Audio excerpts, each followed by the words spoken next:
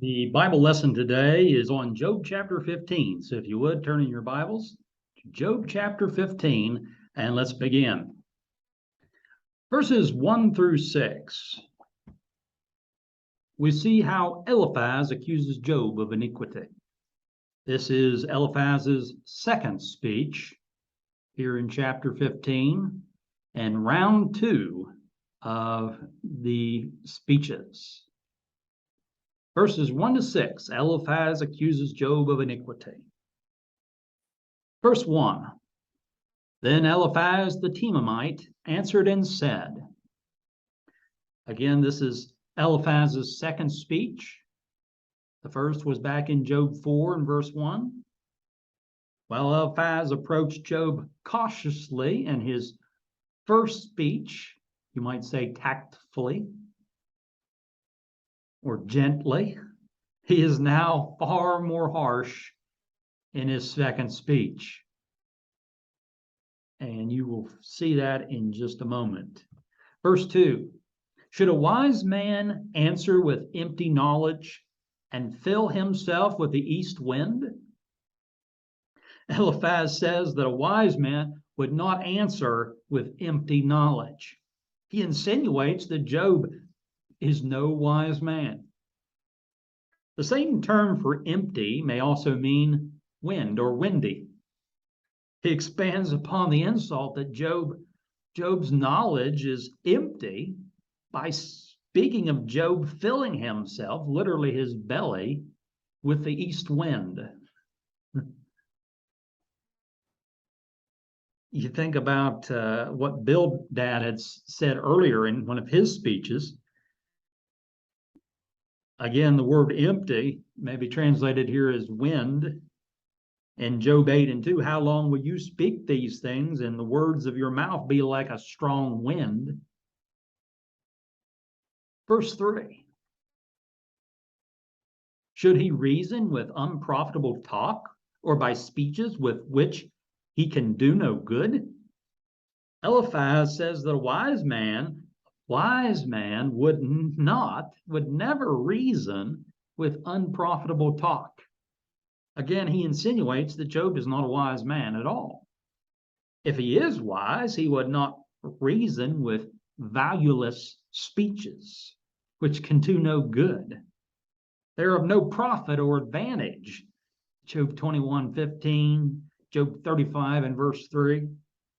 And so he makes light of Job's earlier speeches, particularly the last speech that Job made in the book. You think of the things that Eliphaz just dismisses. He doesn't answer it. He doesn't deal with it reasonably. But here you see in these verses that he just results to name calling here to start off, insinuating that Job's no wise man. He's answering with empty knowledge, fills himself with wind. Verse 3, unprofitable talk, speeches which are without value, can do no good. Verse 4, yes, you cast off fear and restrain prayer before God. Eliphaz charged Job with casting off fear. He no doubt refers to the fear of God, accusing Job of being irreverent in his speech to God. At the beginning of the book, the Lord said that Job is one who fears God. In Job 1 and 8 and Job 2 and 3, of course, they didn't know this information. Eliphaz even says that Job restrains prayer before God. So a picture of him hindering prayer. He accused him of refraining prayer or hindering prayer. This word prayer may also be translated as meditation. And so whether he's meditating himself or meditating most likely to God, he's praying to God or he's meditating. The psalmist uses the same term. Psalm 119:97 and also verse 99, the word meditation. But here he accuses Job of casting off fear, that he's irreverent to God, which he was not. He feared God. And restraining prayer or hindering prayer or meditation before God, as though he was a man who did not fear God, and so his prayers would not be heard. Verse 5. For your iniquity teaches your mouth, and you choose the tongue of the crafty. Eliphaz comes right out and accuses Job with iniquity. No more insinuation. He just flat out declares that he's guilty of iniquity. He claims that Job's iniquity teaches his mouth what to say. Job's words, which Eliphaz says, are the language of the crafty, and they reveal his iniquity. They show him to be a wicked man. Job had asked his friends earlier to identify his particular sins, but they were unable to do so. Job never said that he was a sinless man. Yes, he's a blameless man, but he never claimed to be perfectly pure or sinless. Now Eliphaz says that Job's own speech points to his iniquity, whatever that may be. He still won't come out and identify his sin that as a reason why that he's being punished or suffering. Verse 6, for your own mouth condemns you, and not I. Yes, your own lips testify against you. So Eliphaz turns it on Job. Hey, it's not me, it's you.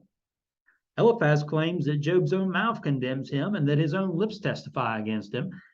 And so Eliphaz says that it is not him, it's not me, it's you, Job. You condemn yourself. In verses 7 to 13, we see how Eliphaz scorns Job. Verse 7, are you the first man who was born, or were you made before the hills? Eliphaz sarcastically belittles Job. Of course, Job was not the first man who was born, nor was Job made before the hills.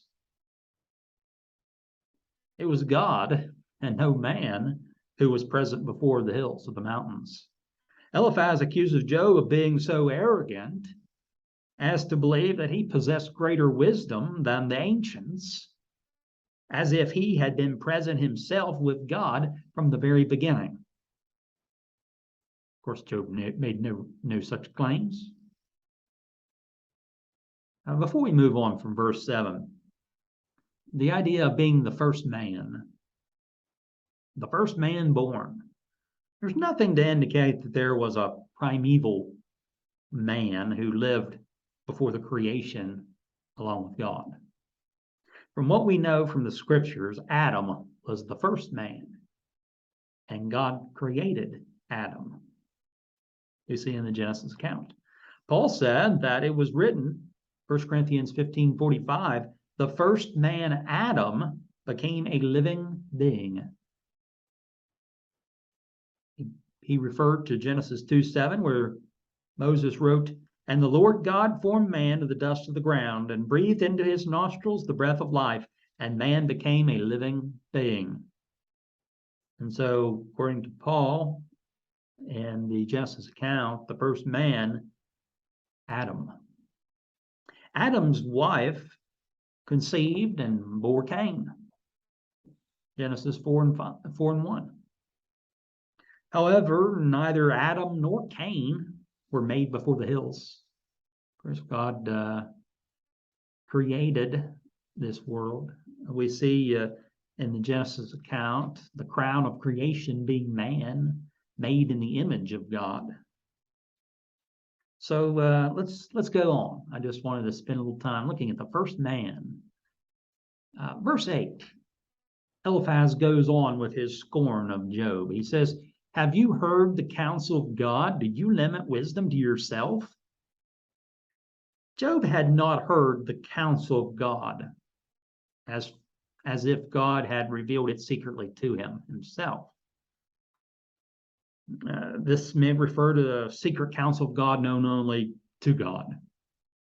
It is not as if Job had been the first man born, or as if Job had been made before the mountains or the hills.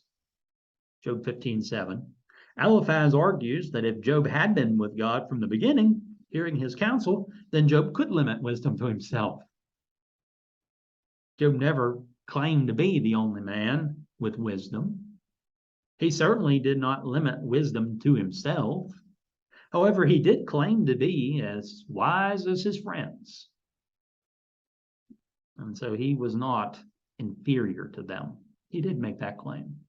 Job 12, 1-3, it says, Then Job answered and said, No doubt you are the people, and wisdom will die with you. But I have understanding as well as you. I am not inferior to you. Indeed, who does not know such things as these? So yes, Job did make the point that he was not inferior at all to his friends, such as Eliphaz. Verse 9. What do you know that we do not know? What do you understand that is not in us? Eliphaz argues that if Job could not answer these questions affirmatively, Job 15:7-8, then what did Job know, or what did Job understand that they themselves did not know or understand? He argues that Job did not know anything that his friends, that they did not know themselves. That in itself seems a little arrogant, doesn't it?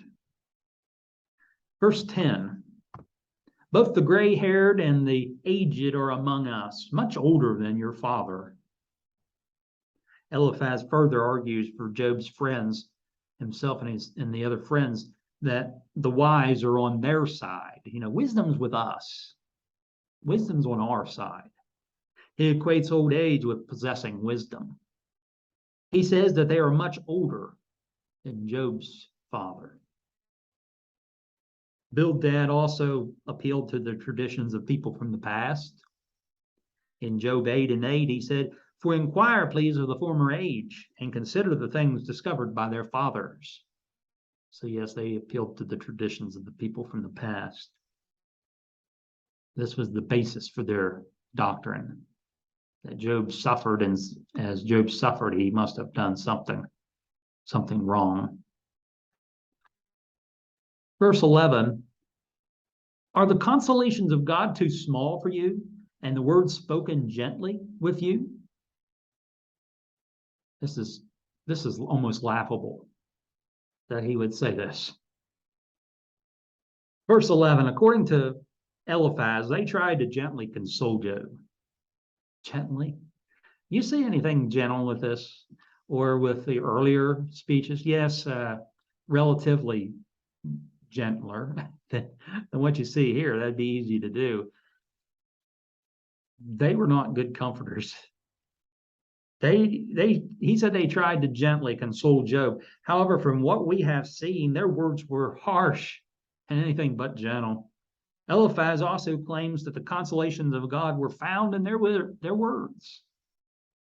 Listen to us, Job. We're speaking the word of God. He then mocks Job by asking him if these consolations were too insignificant for you. First, he says the consolations of God, and then he says, is this too little or too insignificant for you to listen? After all, Eliphaz accused him of casting off the fear of God earlier. Claim to revelation. Earlier, Eliphaz claimed to have seen a vision back in Job 4:12-21, where he said that a word was secretly brought to him and that he heard a whisper of the word. And he used that as his evidence against Job.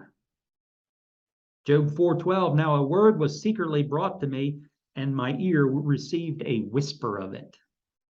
So is Eliphaz claiming inspiration here? The consolations of God. Verse 12. Why does your heart carry you away? And what do your eyes wink at?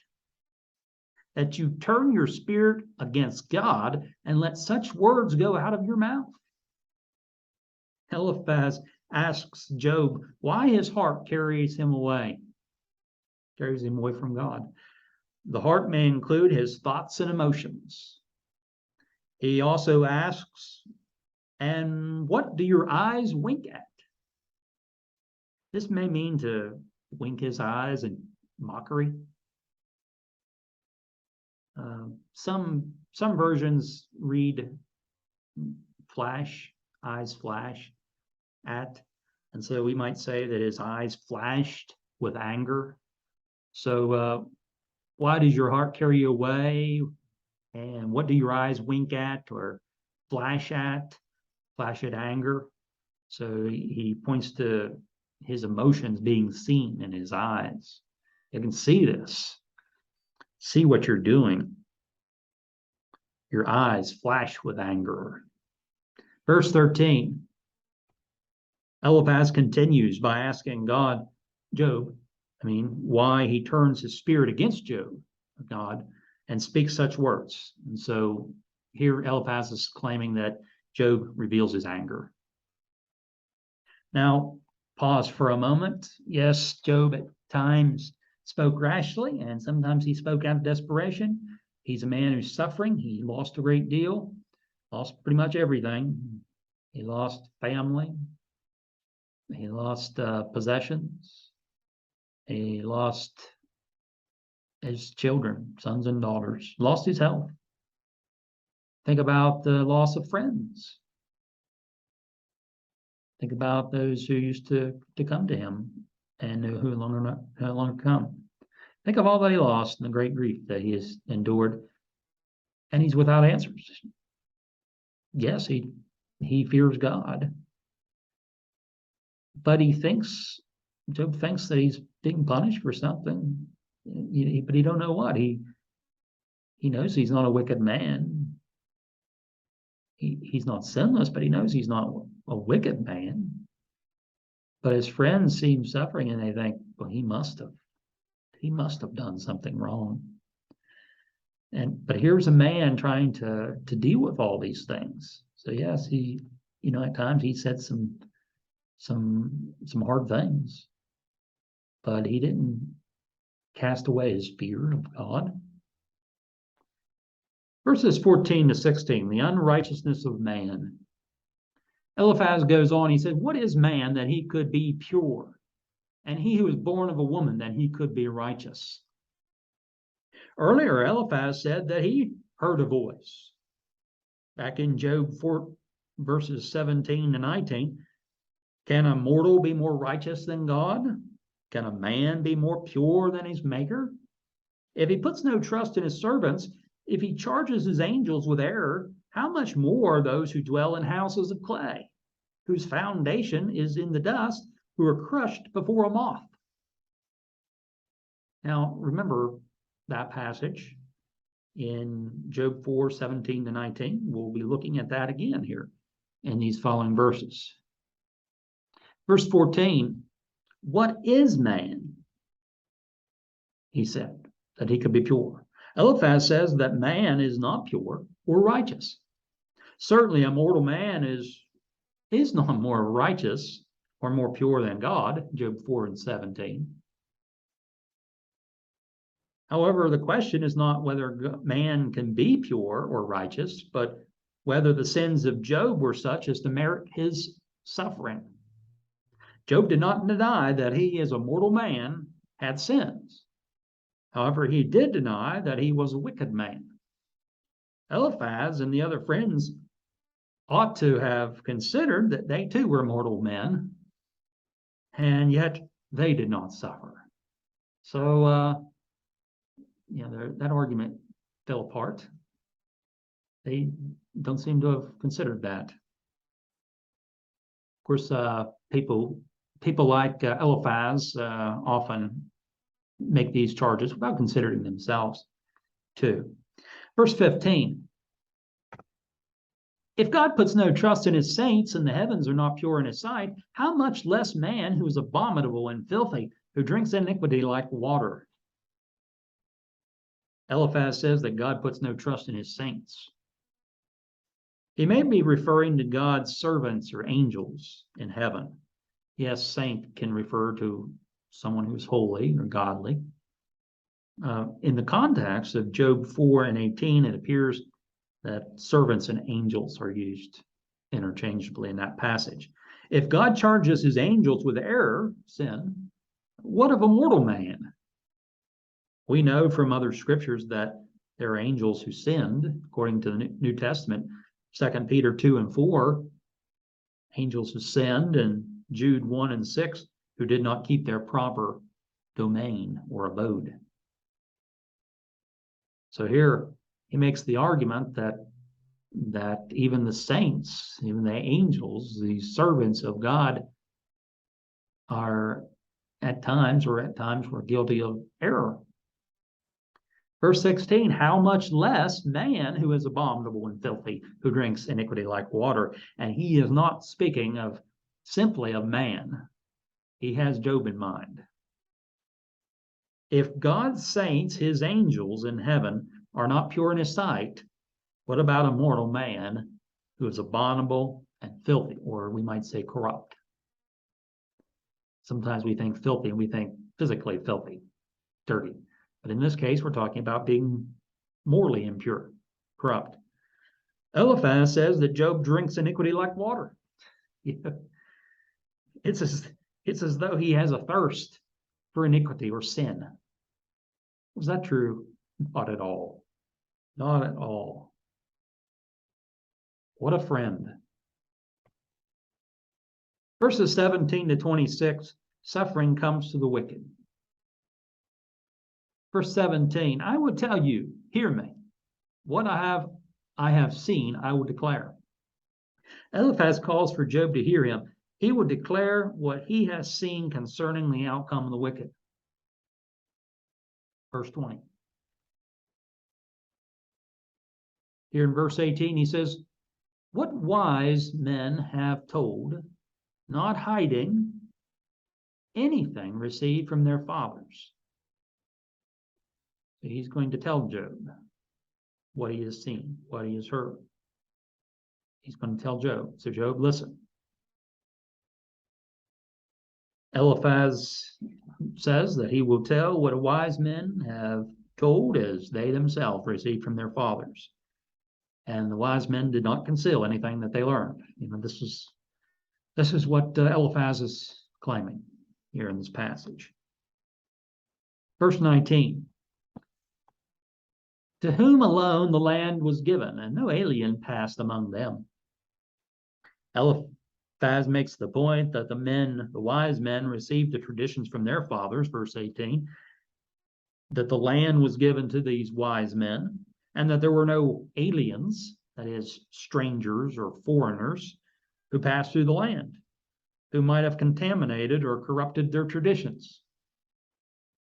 Of course, who's to say that their traditions were true from the beginning, prior to any possible contamination, which he says there was none.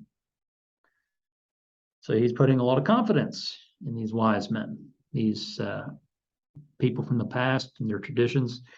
Verse 20, the wicked man writhes with pain all his days, and the number of years is hidden from the oppressor. So now he's going to tell what the wise men have passed down. Eliphaz returns to the description of the wicked. Back in verse 17, he describes how the wicked man suffers torments, how he writhes in pain, he twists his body in pain all of his days. And so there are years of suffering stored up for the wicked oppressor.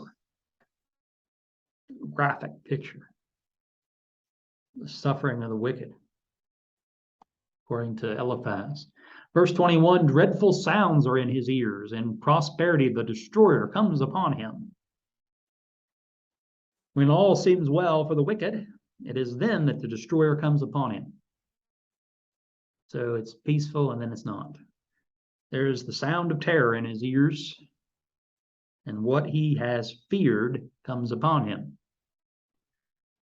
There is the insinuation that the destroyer came upon Job during his prosperity. I don't even know if we should use the word insinuation. I mean, he doesn't come out and say it, but it seems pretty clear. Job and all things that he lost. He was a very rich man, and he lost much of his possessions. Not to mention his family. Verse 22, he does not believe that he will return from darkness, for a sword is waiting for him. Eliphaz describes the wicked man who is without hope. He knows he has a violent end coming, that it waits him. Verse 23, he wanders about for bread, saying, where is it? He knows that a day of darkness is ready at his hand. Here, the wicked is pictured as looking for bread or food. However, he knows that his end is at hand. Verse 24, trouble and anguish make him afraid. They overpower him like a king ready for battle. And so the wicked is frightened by trouble and anguish. The things of trouble and anguish overpower him. He's like a king who is troubled by the attack of a superior force. It says here, like a king ready for battle. So he's ready to be overpowered by these things, trouble and anguish. Verse 25, for he stretches out his hand against God and acts defiantly against the Almighty. Eliphaz now gives the reason for the adversity of the wicked man. First, the wicked stretches out his hand against God. Stretches out his hand in defiance. It describes his attitude. It's as though he lifts his hand and shakes his fist at God. Second, the wicked man acts defiantly against the Almighty. He describes his conduct. Verse 26, running stubbornly against him with his strong embossed shield. The wicked man acts defiantly against the Almighty. Eliphaz mocks him as running stubbornly against the Almighty with his shield. As though that would do anything, right? It's a picture of foolishness, running headlong into his end. This term may be literally translated with a stiff neck. Sometimes the Bible speaks of people who are stiff-necked. Again, the picture of them being stubborn. So running stubbornly against the Almighty, as if with his strong embossed shield. A picture here is of a thick, large shield. It wouldn't matter how thick it was or how big it was, it would not be able to protect against the Almighty. But here you have this wicked man pictured as running stubbornly against the Almighty. Verses 27 to 35, we see that futility is the reward of the wicked, according to Eliphaz. Chapter 15, 27, he says, though he has covered his face with his fatness and made his waist heavy with fat. Eliphaz speaks of the prosperity of the wicked. Fat is often used to describe prosperity, opulence. Even if the wicked indulges himself in this prosperity, in his opulence, he will come to poverty. Verse 28, he dwells in desolate cities, in houses which no one inhabits, which are destined to become ruins. The prosperity of the wicked is temporary. He lives in prosperity in houses and cities. However, such are destined to become ruins, cities that are desolate and houses that are abandoned. Again, he's speaking of the end of the wicked, their fall from prosperity. Verse 29, he will not be rich, nor will his wealth continue, nor will his possessions overspread the earth. The wicked will not be rich, nor will his wealth continue, or his possessions be great.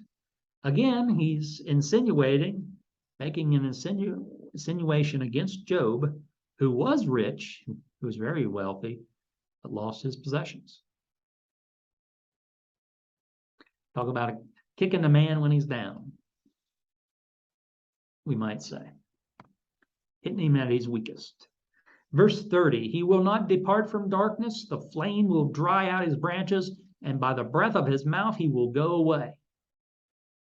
So the wicked will go away by the breath of his mouth. Again, this refers to the judgment of God, the breath of the mouth of God, the judgment of God. Both darkness and flame are symbols of God's judgment. Verse 31, let him not trust in futile things, deceiving himself, for futility will be his reward. A man who trusts in futile things deceives himself. These are things of emptiness and worthlessness. The only reward for his trust will be futility. Verse 32, it will be accomplished before his time, and his branch will not be green. And so the wicked will be rewarded with futility before his time. This suggests prematurity. This may describe the prime of his life. He's taken at his prime. His branch will not be green, and so he will not flourish. He will not live.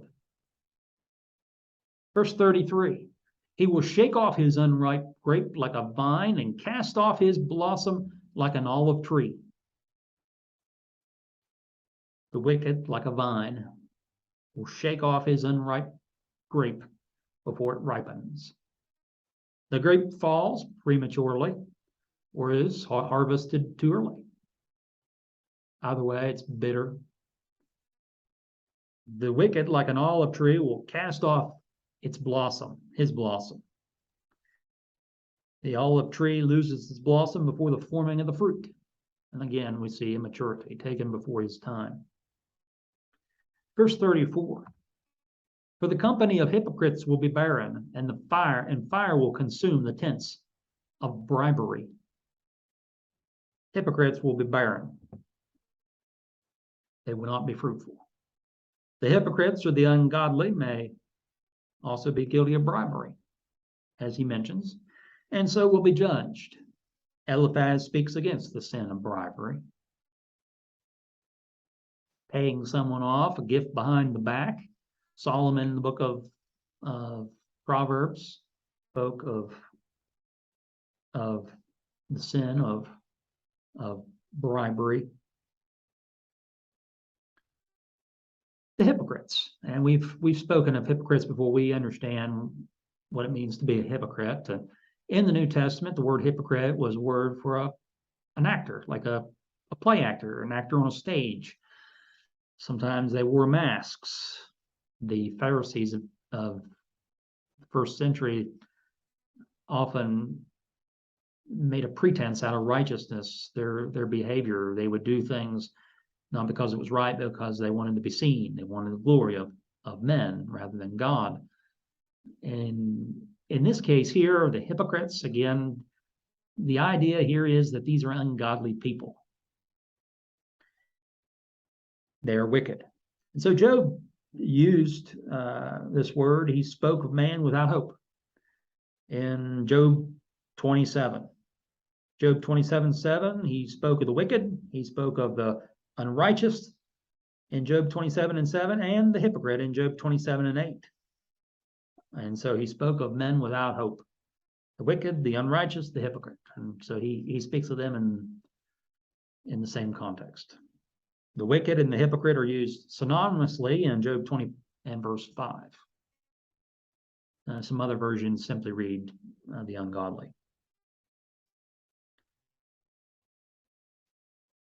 But we see the pretense of these men. You see Eliphaz, and might Eliphaz fit this description himself as the hypocrite? We don't know a lot about them beyond what is seen here in in the book. Of course, we don't know anything about them beyond what's in the book, but beyond what we see in their speeches. But here we see the mockery of the man against Job. Eliphaz spoke about hypocrites being barren, the ungodly, how the fire will consume the tents of bribery. So again, them being judged by God. And finally, in verse 35, they conceive trouble and bring forth futility. Their womb prepares deceit. What a way to end a speech. Eliphaz spoke of the barrenness of hypocrites. Verse 34, and now he says that the hypocrites will conceive trouble and bring forth futility. They become pregnant. They conceive. They become pregnant to trouble. And they give birth, or they bring forth futility. And so he uses some graphic descriptions of the hypocrites, the ungodly. He says their womb prepares or fashions deceit or falsehood. Job 31:5. Wow. Not like his first speech. A little rougher, a lot harsher towards Job, and hopefully the time that we spend here today helps you better to understand this particular chapter, and a lot of mockery directed towards Job. Next time, Lord willing, we'll continue with this book of Job with chapter 16. I thank you today for being here, and I encourage you to continue to study God's word on your own.